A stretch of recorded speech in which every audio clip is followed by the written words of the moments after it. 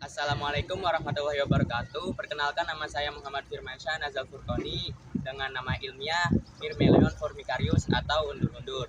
Di sini saya dari perwakilan kelompok 7 akan menjelaskan tentang video Annelida. Mari simak videonya. Annelida dari bahasa Latin Angelus atau hewan bercincin kecil. Annelida merupakan hewan berfilum luas yang terdiri dari cacing bersegmen yang diperkirakan jenis Annelida sekitar 15.000 spesies. Di antara jenis spesies tersebut mencakup cacing tanah, pacet, dan lintah. Filum ini ditemukan di sebagian besar lingkungan basah dan ada juga hidup di air tawar dan banyak hidup di laut. Tubuh Annelida beraneka bentuk. Panjang anggota tubuh Annelida ini bervariasi, mulai dari di bawah 1 mm sampai dengan 3 meter. Filum ini dikelompokkan menjadi 3 kelas, yaitu Polychaeta, Oligoceta, dan Hirudinea. Ciri Annelida merupakan hewan selomata, yaitu sudah memiliki rongga tubuh yang sempurna, memiliki tubuh yang bersegmen yang menyerupai rangkaian cincin atau gelang. Habitatnya di perairan laut atau tawar dan tanah yang lembab. Hidup secara bebas dan ada yang sebagai parasit dengan menempel pada vertebrata. Memiliki sistem pencernaan dan sirkulasi tertutup, bernafas menggunakan permukaan tubuhnya karena di permukaan tersebut terdapat pembuluh darah kecil sebagai organ pernafasan.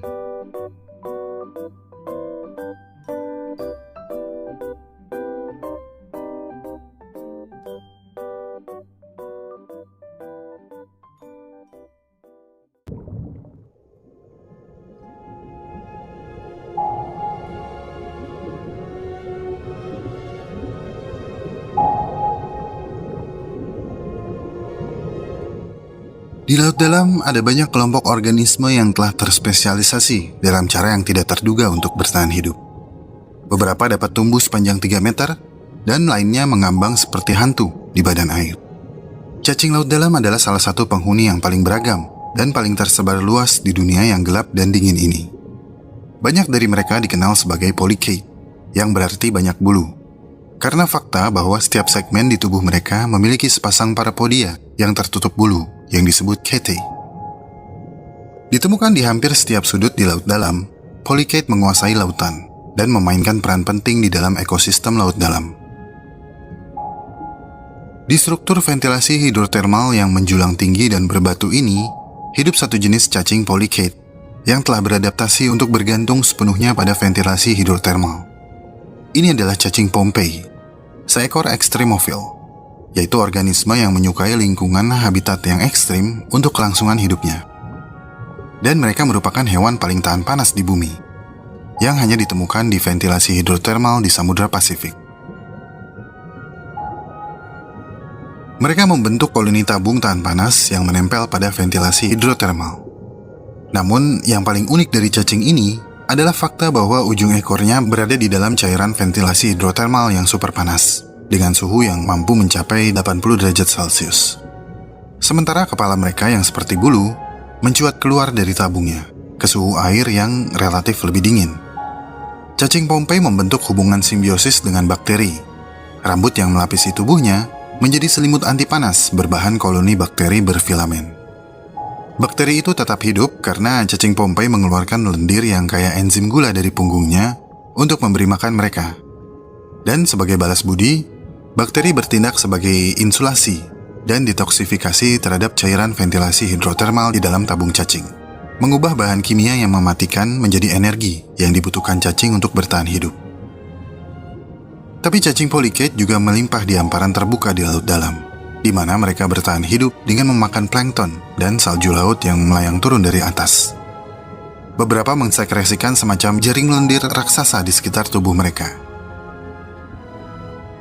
Di sini, di zona perairan tengah, di antara permukaan dan dasar laut, adaptasi cacing polychaete tampak lebih unik.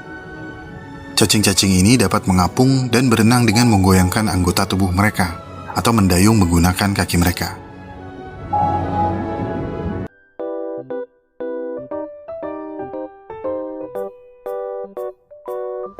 Cacing tanah adalah cacing berbentuk tabung dan tersegmentasi dalam filum Annelida. Mereka umumnya ditemukan hidup di tanah, memakan bahan organik hidup dan mati. Sistem pencernaan berjalan melalui panjang tubuhnya. Cacing tanah melakukan respirasi atau pernafasan melalui bagian kulitnya.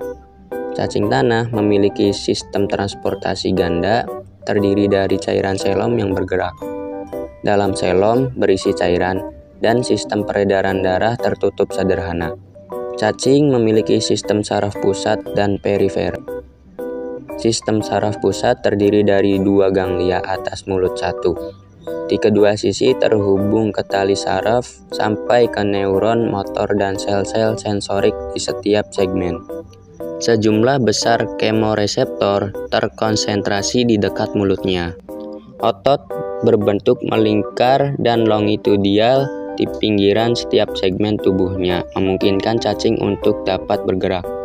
Sama halnya dengan kerja otot garis usus cacing, dan gerakan seperti inilah yang memindahkan makanan dan mencerna menuju anus cacing. Cacing tanah adalah hermafrodit, artinya masing-masing individu membawa kedua organ seks jantan dan betina dalam satu tubuh. Cacing tidak memiliki kerangka internal atau eksoskeleton, tetapi cacing mempertahankan struktur mereka dengan ruang selom, yaitu cairan yang berfungsi sebagai rangka hidrostatik.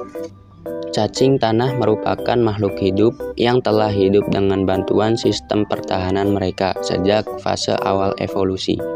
Oleh sebab itu, cacing selalu dapat menghadapi invasi mikroorganisme patogen di lingkungan mereka. Penelitian yang telah dilakukan selama sekitar 50 tahun menunjukkan bahwa cacing tanah memiliki kekebalan humoral dan seluler mekanisme. Bagi sebagian orang, cacing tanah mungkin dianggap sebagai makhluk kecil yang menjijikkan, tapi jangan salah, meskipun ukurannya kecil dan menjijikkan, makhluk ini memiliki segudang manfaat yang luar biasa. Jadi, meski terdengar menjijikkan, namun cacing tanah juga memiliki kandungan nutrisi yang bermanfaat bagi kesehatan manusia. Salah satu manfaat cacing tanah yang sudah sering kita dengar adalah khasiatnya untuk menyembuhkan penyakit tifus.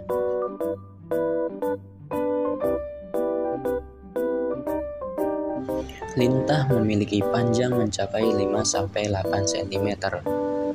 Lintah tidak memiliki setae dan parapodia, dan habitatnya di air tawar dan air laut, dan juga di darat. Mulutnya mempunyai 3 buah rahang dari kitin yang tersusun dalam segitiga.